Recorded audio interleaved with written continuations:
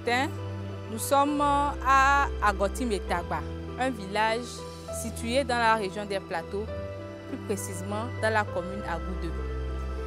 Et nous y sommes dans le cadre de la mise en œuvre du projet de restauration de l'écosystème et des sols agricoles du site de la forêt communautaire de Tagba, qui fait une superficie de 37,19 hectares.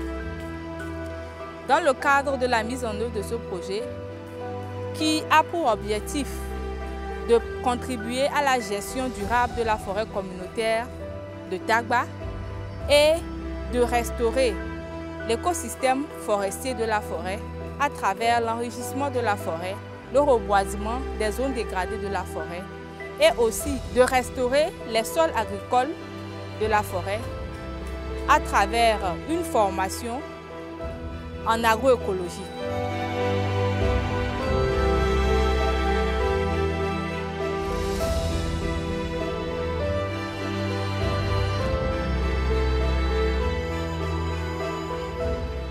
En tant que principales activités dans la mise en œuvre de ce projet, nous avons eu d'abord à sécuriser le périmètre forestier à travers l'implantation des balises et des plaques d'identification de la forêt communautaire pour la préserver de tout abus lié à l'usurpation des terres et à la destruction massive du site de ce périmètre forestier-là.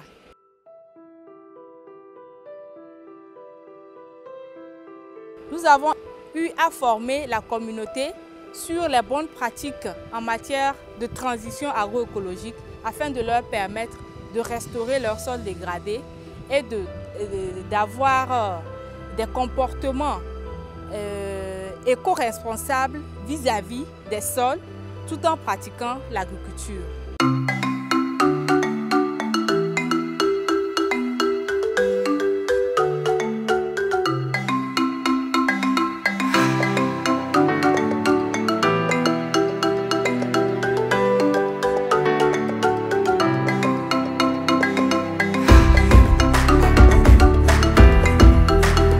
Ce projet, je suis chargé à former la communauté de Tagba, une communauté que nous accompagnons depuis plus de 2 ans, une communauté qui sont vraiment motivés à faire le travail.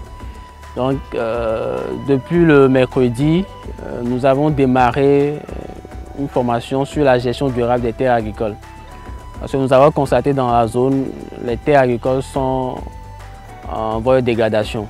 Donc, il va falloir qu'on trouve une solution. Et le mercredi, on a démarré quelques modules. Le mercredi, c'est le premier module, c'était sur le compostage. Donc, on les a montré comment composter les déchets agricoles qu'ils ont dans leur zone. Et en plus des bousses de vaches qu'on a recueillies chez les Peuls. Donc, on les a montré comment fabriquer le compost eux-mêmes, en évitant un peu les engrais chimiques qui causent un peu un tort aussi à nos sols.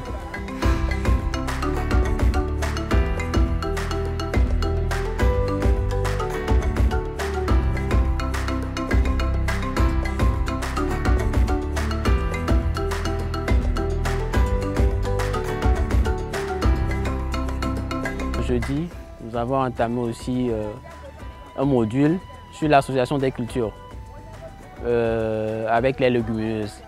On a utilisé 2 légumineuses, le mukuna et le pois d'Angole. Alors, pour le pois d'Angole, c'est une légumineuse très riche qu'on utilise sous forme de jachère améliorée.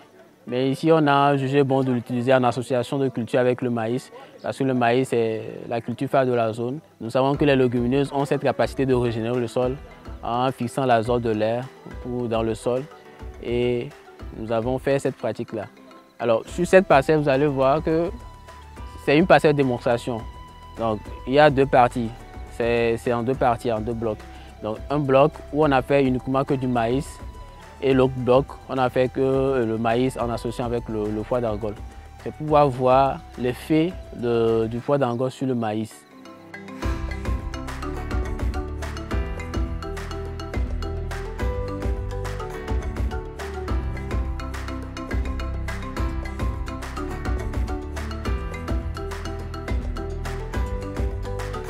Alors pour le 3e jour, C'est aussi une technique de conservation et de préservation du sol qui est le paillage. Donc le paillage, c'est une technique qui consiste à couvrir le sol avec de la paille sèche ou bien de la paille fraîche. C'est aussi une forme de revalorisation des pailles. Le paillage conserve l'humidité dans le sol et c'est une technique aussi anti-érosive. Ça permet de lutter contre l'érosion des sols et ça permet aussi de lutter contre les poches de sécheresse. Quand on étale les pailles sous les pieds des maïs, quand il ne pleut pas, le peu d'humidité qu'il y a dans le sol permet au maïs de survivre jusqu'à la récolte.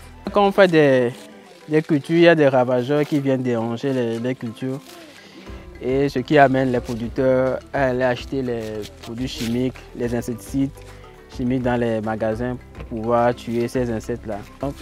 On a un jeu bon de leur montrer comment fabriquer les biopesticides naturels à base de Nîmes qu'on retrouve partout dans le... Donc les feuilles de Nîmes, ça joue un rôle d'insecticide ou bien de nématicide dans le sol. La cendre, ça contient beaucoup d'éléments nutritifs, donc c'est un réservoir d'éléments nutritifs pour notre fumier recyclé. Et le lait de mouton, ça contient beaucoup de micro-organismes qui vont entrer dans la dégradation, qui vont dégrader un peu les éléments, les feuilles de Nîmes.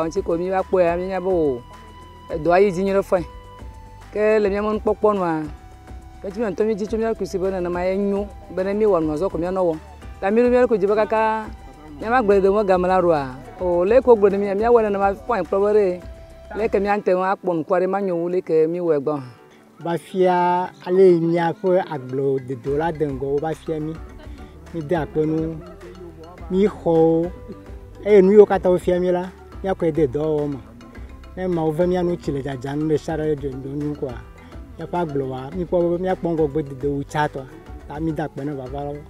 Et ils ont décidé de reprendre ce qu'on a fait sur la passage de démonstration dans leur champ et dans les jours à venir, je viendrai, ou bien l'équipe viendra aussi faire le suivi dans les champs pour voir l'effectivité de ce qu'ils ont appris au sein de la passage de démonstration.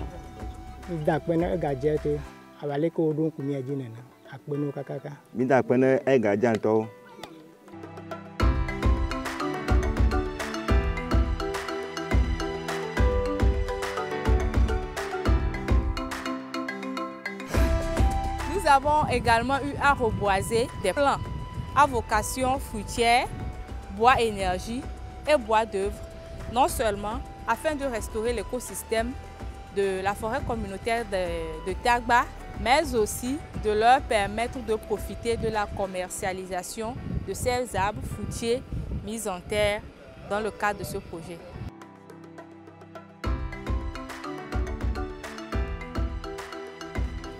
Dans la suite de ce projet, nous devons signaler qu'il y a également eu la mise en place d'un comité de veille environnementale, écologique, éco-responsable afin de veiller au bon développement des plants mis en terre, à la surveillance de ces plants-là contre les différents ravageurs. Toujours dans les perspectives, une autre équipe a également été mise en place pour s'assurer que les bonnes pratiques enseignées lors de la formation en agroécologie sont maintenues et perpétuées pour une meilleure restauration des sols agricoles de la forêt communautaire de Tagba dans le temps.